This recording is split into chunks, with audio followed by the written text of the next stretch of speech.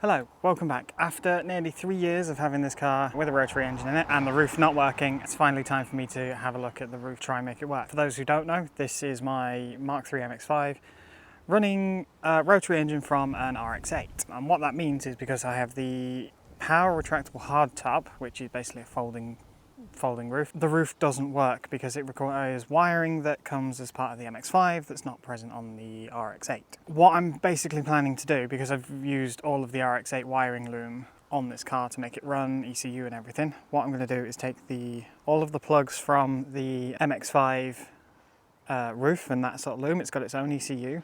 We're going to take that, I've got a little wiring diagram, and I'm basically going to trace all of the wires back to try and make it work. There's a few requirements that the roof needs to see before it will work. One of which is the boot needs to be closed. The latch at the front needs to be open. There's a little sensor in the latch there. It needs to be stationary, it needs to be in neutral. The first two I think are going to be dead easy because they're just momentum switches or on-off switches, as it were. So that's dead easy to do. It's the speed and the fact that it's in neutral I think is going to be the more difficult bit to replicate, essentially. There are smart top modules, I think they're called smart top. There's a couple of different brands that will trick this roof on the standard wiring into working while it's being driven around. But I don't know whether I can do that without my ECU, so that's a bit of a gamble. So I'm not going to go down that route. And those modules are about £200, so they're a lot of money to take a punt at, essentially. So I'm going to pull the loom out, strip it back, and see where I can get with it. So I've got a friend with one of these that I've done some tests on already. I already know that it needs those 4 things for the roof to work. On the standard car, it does drop the windows. I unplugged the window switch from his car, doesn't care, the roof still works. So that's not going to be an issue. If the roof doesn't work with nothing plugged into it for being in neutral and being stationary, essentially, then we're all good. Then I can go and probe his car with a multimeter and work out what's going on. So let me show you a little bit of the roof mechanism first, and I'll show you what it looks like on the car currently. So this is the roof mechanism. So there is a manual override, obviously, so that's how I've managed to get this deck lid up. And essentially the way that this works is you press and hold the button, the deck lid comes back, and then the roof itself folds into 2 pieces into a neat pile underneath here. Now, there's 2 motors on each side, one for the deck lid itself, one for the roof, and then there's a catch which is run off this cable here that holds the roof down in place. So it's a case of dropping all of this wiring back in underneath here and then running it from here to the rest of the car to see what it needs. One is the boot, one is the latch at the front, as I mentioned, and then the ECU ones. Now, in a perfect world, all I do is plug everything in and it just works. If the ECU's happy with nothing being plugged into it and that thinks it's in neutral and not going anywhere, then great, this will be easier than I thought, but I don't think that's going to be the case. I think I am going to have to probe my friend's car and basically see what the car sees as it goes into neutral versus going into gear, and then replicate that with an Arduino or something similar so that my roof works. But the first job is to pull the old loom out and strip it down and see what we're working with. I have laid out the old MX5 loom out on the floor. I kept this because I knew this was going to be a thing that I was doing. So you've obviously got the engine fuse box here. This is part of the engine loom. I think that plug there is for the ECU. Then I've got this bit that runs underneath the dash. Now in here somewhere is the wiring for the switches, so the open and close switches for the roof itself. This is normally one big panel with the hazard switch in the middle. Because I've already wired in the hazard switch to get the car working, I have chopped through that. So somewhere in this bit of loom there's cut wires, and I will need to trace those back and work out where they go, probably to a fuse box somewhere, but I will need to find that. What I have here, this is the ECU module for the roof. I've kept all the mounting hardware, so this can be bolted back into the car. So this is what controls the roof. So as you can see here, this is that plug that I just pointed out. So that definitely needs to go back in the car. And then the other plugs, yeah, this is the other side of that loom. I'm not sure what these plugs are for. So again, I may have to disassemble my mate's car to find out what they're for and whether they're part of this or not.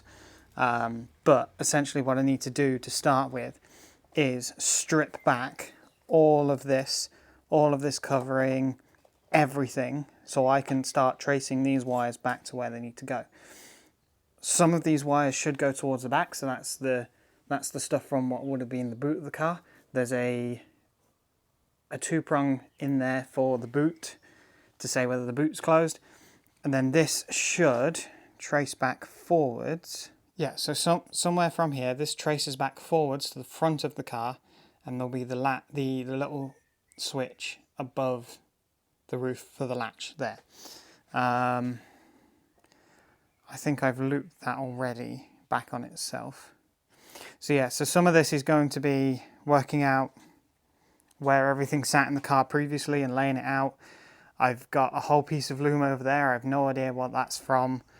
So yeah, luckily I've got what I think is the correct wiring diagram, so I should be able to follow it. But the plan to start with is strip all the wiring back, follow all of the cables that come from the actual roof ECU or roof module, whatever you want to call it, and trace that back, because I need to work out where that's getting power from, because obviously it's going to need power to work, and then each of the 4 different switches and sensors, and then obviously sensors for the motor. I think there's limit switches and that sort of thing. So yeah, job 1, strip all this back, work out where everything's going, and then we can work out what we're doing from there.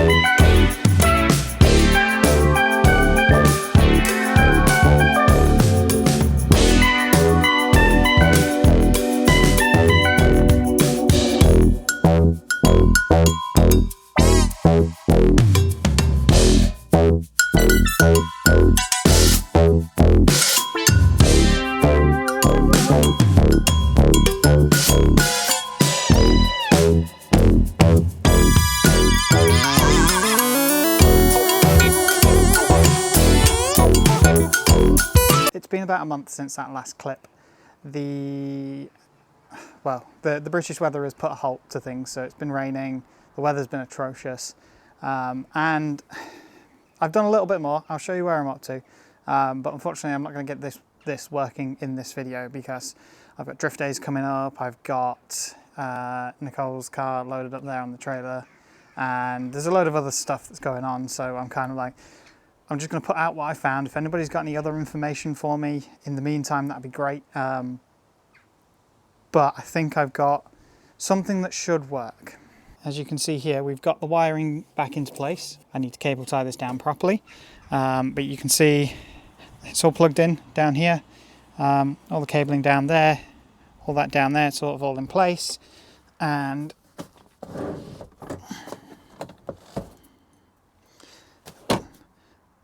And this is the mess that now lives behind my seat. So for now I've took the ECU into this little pocket here. As you can see, I've stripped most of the wiring back. I do know what some of this does. For example, these are power and ground for the main sort of motor power. I think these two are for the switch on the front, to make the roof go up and down. And other than that, these are all part of the loom, so we don't need any of those. They were earths for other things. These are earths for the actual roof itself, hence they go back into this sort of loomy bit. And that's kind of where I'm at. I had my friend come around with his car. We gave it a test drive. We gave it a test go with what I think should have worked, and nothing happened. So either my wiring's wrong or it requires CAN bus. Now I'm on the side of it needs CAN bus. So we are going to do another run at some point, so that'll be at the start of the next video. And we'll hook up his CAN bus. So I'm going to we'll unplug his ECU, jump the two CAN bus signals from there to my car, and then in theory that should work. This is old enough CAN bus that it's not encrypted, so it should just connect to it and just work. That will then prove to me that we've got all the wiring correct and the roof still works. And also what that'll do is let me lock my roof down and stop the leak, which will be nice. Then the final thing is the CAN bus signal. So I found what is called a CAN bus shield, which is this here. So that is so underneath here, that's an Arduino. It's an Arduino Nano, I think. And this is a CAN bus shield. So what this does is lets you read and transmit CAN bus. So the blue cable is just for power. This is serial to OBD2. So what we did was, again, went to my friend's car, plugged this into his car, and got, using a little bit of GitHub information that we found to find out which ID was in gear and for speed, we have then taken those, and I have that information on here. On my laptop as a notepad document. The next job is then to get this, so change the coding on this, to recode and transmit those two codes constantly. So the roof ECU should constantly think that the car is in neutral and stationary and not moving.